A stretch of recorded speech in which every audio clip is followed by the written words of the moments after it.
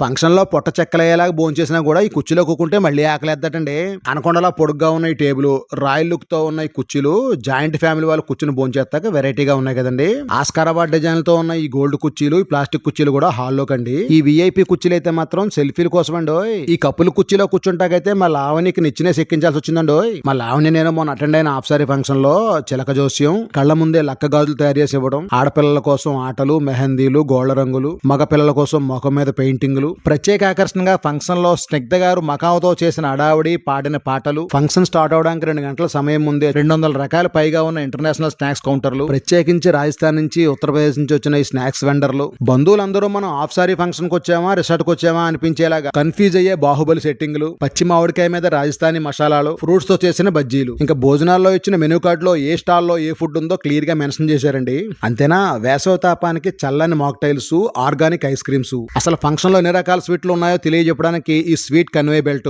Australian ద్రాక్ష పళ్ళు, క్రివీ ఫ్రూట్లు, dragon ఫ్రూట్లు, చల్లగా తాగే లస్సీల మీద మన సెల్ఫీ ఫోటో ప్రింట్లు, ఇంకా వంటకాల కోసం అయితే లైవ్ లో తయారు చేయడానికి ఇడియప్పాల కోసం కేరళ వారు, ముల్బాగల్ దోశ కోసం కర్ణాటక వారు, రోటి పచ్చళ్ళ కోసం మన గ్రామీణ ఆడబడుచుల్ని కొత్తగా ఇన్నోవేటివ్ ఆలోచనలతో వచ్చిన వారు ఆశ్చర్యపోయేలాగా డిఫరెంట్ గా ఫంక్షన్ చేయాలంటే మాత్రం తెలుగు రాష్ట్రాల్లో ఆదిరెడ్డి ఈవెంట్స్ వారి ప్రత్యేకతే వేరండి.